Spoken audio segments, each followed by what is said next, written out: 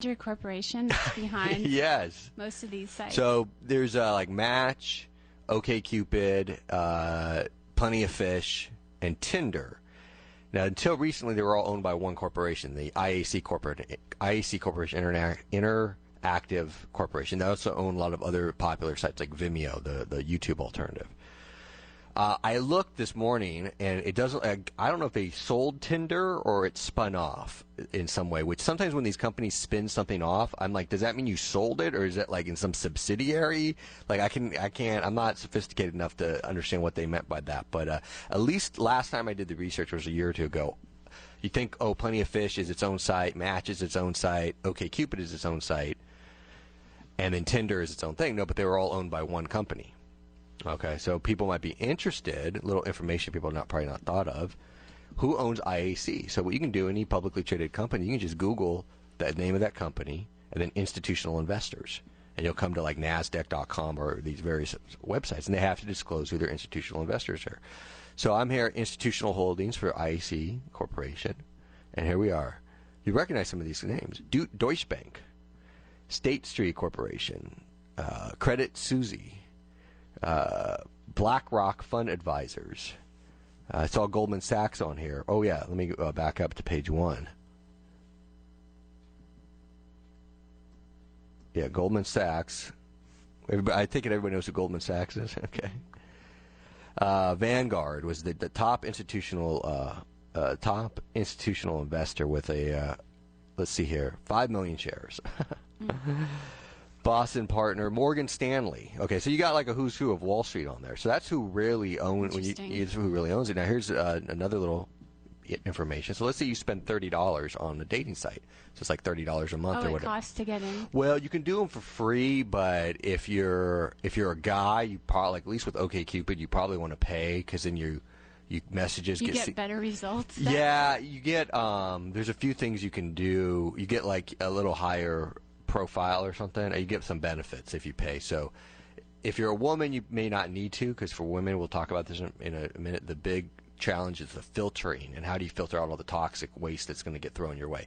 For guys, it's like, how do you stand out from all the toxic waste? Okay, so but let's say you spend, just so people understand how the economics work, but once you pay your $30, okay, so you got all this publicly traded company. Now, when I checked a year or so ago, it was trading at a PE ratio of 20, 18, or 20. So price to earnings ratio. So what is that? Okay, let's say you owned an astrology bookstore, and your profit after your profit after you paid yourself. Let's say you're paying yourself $50,000 a year to manage the bookstore.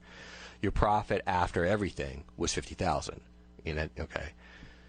So if you were going to go to sell the bookstore, you'd probably get 3 years of profit. Somebody would offer you $150,000 approximately for the bookstore. So that'd be a P to E ratio of 3. Okay.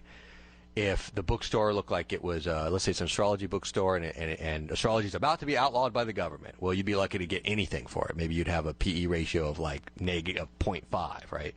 On the other hand, if there's some big bunch of major movies about astrology and the bookstore looked like it was on the way up, maybe you could get six times your yearly profit. So you'd have your bookstore would have a PE ratio of 6.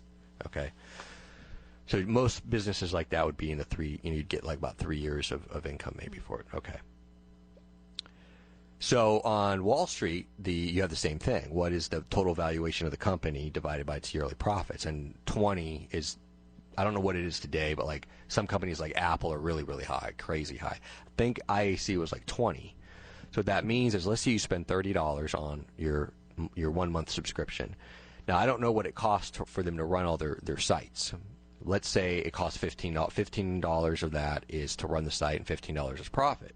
Well, you actually just generated $300 in value for the company through your 1 month subscription, because if it's got a PE ratio of 20 and 15 of that 30 is profit, 20 times $15 is $300. So if you're on there for a year at $30 a month, you've generated $3,600 in shareholder value for the IAC Corporation. So you could actually calculate how much money did you make for Goldman Sachs, because here it says how many shares Goldman Sachs hold. You can, all this is publicly available information. So if you really were like, I'm not even like an expert on this stuff. I'm just a layman who has a Google search engine, but somebody a little more sophisticated, a little better with the math, could actually figure out like how much money did you make for Goldman Sachs, for Vanguard, for whoever.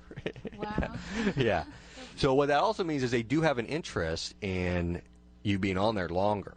If you had a system that actually did match people up really quickly and really effectively, then how would you keep people on the site? Okay.